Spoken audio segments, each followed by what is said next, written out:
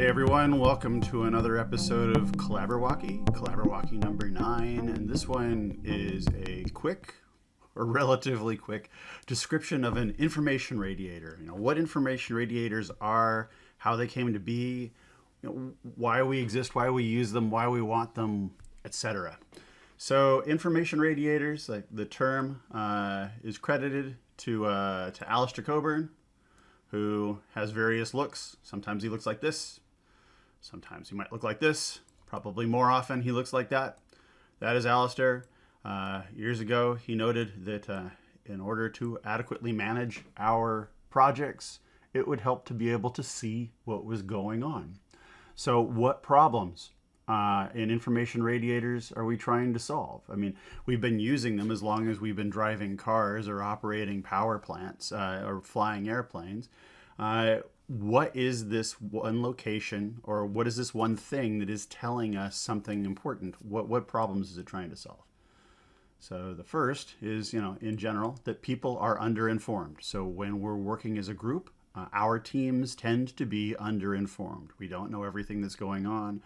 We don't know decisions that are being made. We don't know what's coming up next.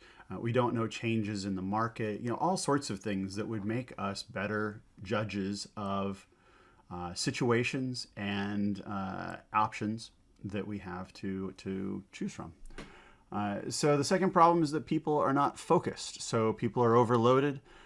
People have lots of different things that they could be paying attention to. Here's too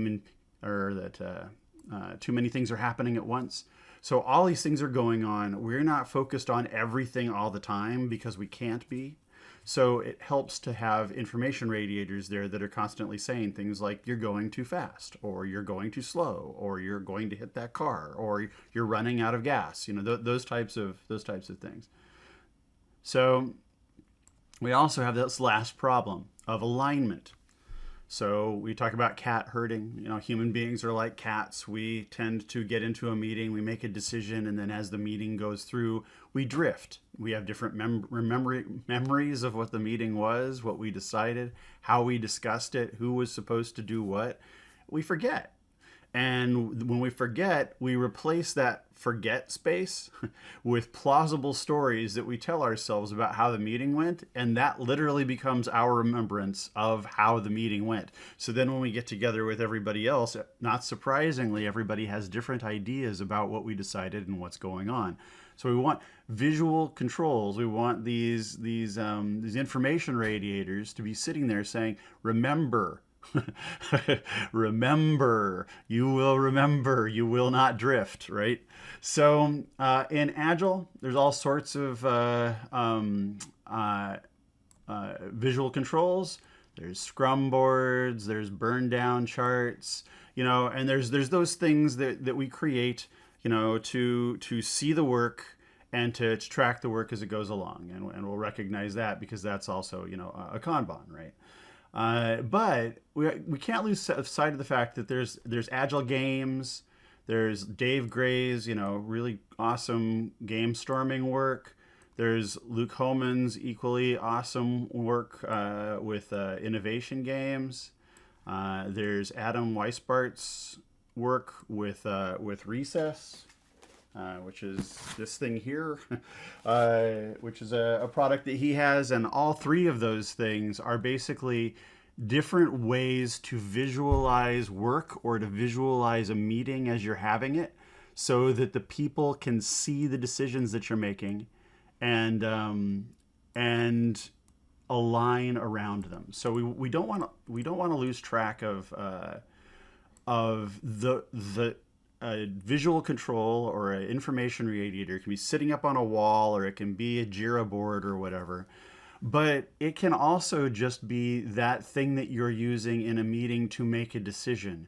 And all too often, we use that thing in the meeting, like we'll do one of Dave Gray's speedboat exercises or something, and then we'll leave it in the room and we'll walk away from it, or we'll throw it away. We'll say, well, we made that decision or we did that exercise. But we want to use those in the future. We want to create a space where we can hold on to those decisions as we make those, and make those artifacts information radiators. So Lean, the list of information radiators from Lean can go on forever. There's thousands of them. So, but we'll just stick with two right now: value stream mapping, which we have another video in the Collaborwocky series about, and a class. And workflow diagrams. There's their versions of burn down charts. There's staffing reports and so forth. So I've seen rooms filled with these. I've built rooms that are filled with these, and those rooms are called obeas. And an obea is a place filled with information radiators. So it becomes kind of an Uber information radiator on its own because it is actually a place that's sitting there radiating information. But it is where a team or where a group would put all of their information radiators in one space so everyone knows where to go to get informed. And I have many videos and many blog posts about that, so I won't go toe deep into that. But as we talked about, the car dashboard is a tiny one. And in general, the things in that room are measuring, how are we doing for quality? Are we making our deadlines? Is everybody doing what's expected of them? Are we missing anything? But it's also, there's this humanity aspect. So when we go to work and we don't know what's going on, we will do two things. One is we will ask other people what's going on. And then the second thing is we will imagine that we know what's going on. And number one is an interruption. We're running around, interrupting other people all the time saying, what's going on? What's going on? And then we're remembering those things. And as we just talked about, our memories aren't so great. So if a person's in a hurry, they'll tell you part of a story, you'll fill in the rest of it, and that becomes your understanding of what's going on. That is an inhumane workplace. It creates uncertainty, fear, and doubt, or fear, uncertainty, and doubt, a FUD. And the more FUD you get, the less likely you are to act. So if you don't have a lot of information about what's going on, your sense of agency is going to fall. So you're not going to make decisions. You're not going to act. And your sense of psychological safety is going to suffer. So you're not going to feel like you are qualified or even allowed to raise issues or to act. And of course, we always want to know, how are we doing with completion? Are we actually getting our work done, right? So at Modus Cooperandi, we love these things, obviously. So we help companies build obeas all the time in construction and healthcare and software development and blah, blah, blah, blah, blah. And we just, it is an amazing experience to watch a bunch of people who start that process frustrated and annoyed with each other, and then realize that it really wasn't each other that they were ever annoyed with. They were annoyed that they just weren't getting what they needed as professionals to get their job done. So personal Kanban is one visualization. Here's a quick version of one. It's stuff you haven't done yet, stuff you're working on, and stuff that's complete. A developed personal Kanban will have a variety of things on the front end to help you plan better, and a couple of states of doing, and then we'll have a couple of states here at the end to help you do your retrospective. So you're planning, you're working, and you're examining. So this builds your plan, do, study, adjust loop. So that's the personal Kanban. No Obeya is actually complete without some sort of a Kanban or personal Kanban. It's just it's table stakes. Then the second piece here, it's a little frustrating, is the Dominator. The Dominator is a quick exercise that teams can do in order to get control of their defects. So in software development, it's called technical debt, but in most other instances, it's called either defects, or in construction, it would be a punch list. But you have a lot of things that you could be working on right now that could fix not only the product that you're working on, but also the process that product is being created by, or even the culture that it's being created in. And so we created, with a team that was really struggling with this thing called the Dominator. And we did this on a huge table, and we had them take all of their defects and put them onto little pieces of paper.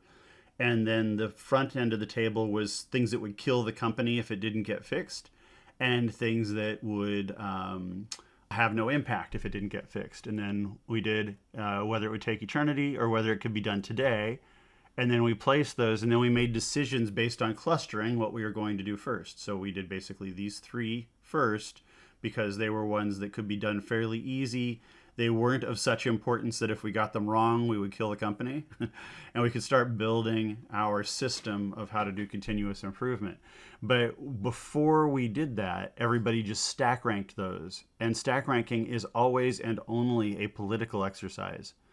You have to be able to visualize the work that you're doing in some sort of value-driven or process-driven context. And if you don't, then literally you're just making snap judgments about what one thing being more important than the other. So their initial stack ranking did not match anything in here. There was no correlation between what they thought was important and what this said. But this actually told a story about what made sense to do next. So the next thing we want to talk about a little bit is prioritization. So prioritization is is that activity, right? It's that activity of saying we want to do this thing rather than this thing. But what we're not doing in any of those instances is seeing these things in context. So here we might have the priority filter, which is a visualization of three different levels of priority. This is priority 1, priority 2, priority 3. But when something comes up over here, I can pull from wherever I want. So if I pull this, I only have 15 minutes. These are going to take an hour and a half each. This is going to take 15 minutes. I can totally pull this. Or if I was about to start one of these, but the person who was the subject matter expert for this showed up, I might pull this one into doing because they're there and the work is important. So even though we originally set up a loose stack rank here for the work, that doesn't mean that that's how the work flows, because context drives when you do the work. So last we'll just look at even just something like complexity. How do you visualize your work by complexity? And so we have clear, complicated, complex, and chaotic, and people just drop the work in where it goes. This is a continuum, so we'll put this one here. This one is very clear. This one's somewhat clear. This one's somewhat complicated. This one's very complicated. And we're building these visual controls. We're building these information radiators both to solve a problem immediately and then later to communicate back our decisions in our Obeya. So we would do this as an exercise, and then we would put this up in the Obeya, whether it's in Miro like this is or whether it's on a wall. We would keep it, and it would become a visual radiator that would say, these were the decisions that we made. And this is what's going to happen with this. This is why this is important.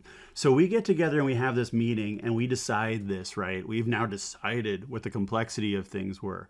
Well, complexity doesn't work like that. Complexity doesn't care what you decided. It just shows up. It's emergent, right? So you'll start working on this and you thought it was here, and then you'll get in and something will be weird about it, and then it moves over to here.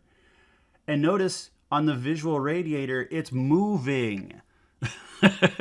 I just moved it. So we were done with this meeting. We had made these decisions, but this is up in our Obeya, in that room where everything lives, and it just moved there. And now when other people come into the Obeya, they're like, oh, wow, that thing moved. Or we get into this and it's like, oh, you know what? The other day I looked on Google and there's a solution for this, so I'm going to move it over here.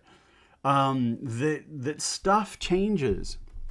And that's the thing about the information radiator. We don't make decisions and things work. That's never happened. Except when you have something that belongs down here in the clear thing. You know, I need to turn off the light. Okay, there, it's off. That's pretty easy. But this winter, Tony Ann thought that her furnace was a stable system.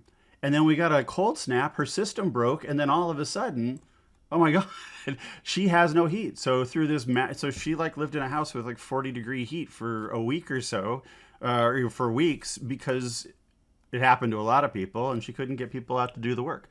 So it was a complicated problem, but for her it was chaos, right? So when we set up any visual control, part of it is that things move, right? So we have things that we want that visual control to say.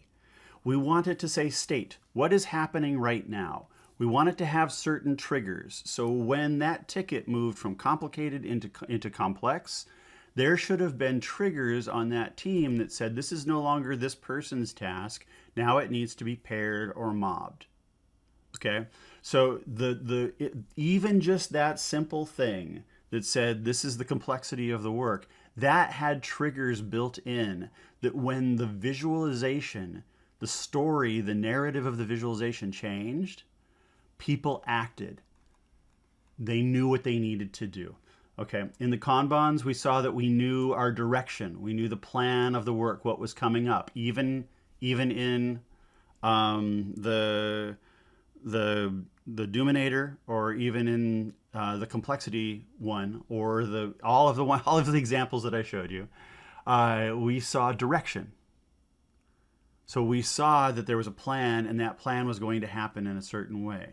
That there's also narrative, that when the plans changed, we knew that they had changed. And the more that people can see the relationship between these two things, initial direction and the reactions to what actually happens. So we make a plan, we see it in action, we get some triggers when things change, we see when things change. This makes change comfortable. So it's no longer as much of a threat as it was, because our visual controls, our information radiators, are helping us see the impacts of change and react to them elegantly. And that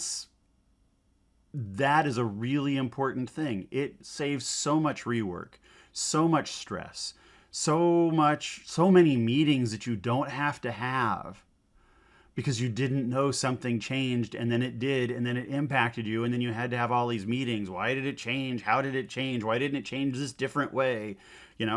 So if you can see that visual control does all that work. That information radiator does all that work. That piece of the Obeya is doing all that work for you. And it is underwriting and bolstering your culture. It is underwriting and bolstering your ability as a human being, as a worker, as a professional, and those around you to stay informed, to stay comfortable with direction, and then have more time for upskilling, for onboarding, for hanging out with other people, going for coffee or whatever, having that kind of human professional repair time that keeps you from burning out. So if we live with none of this information, we're just on a constant burnout train. And that's what we've seen in work over the last 60 or 70 years. And when we can see that this change happens and we can get comfortable with it, then we understand that change is part of work. And if we understand that change is part of work, that makes us professionals. So that gives us this professionalism block down here. Professionals change.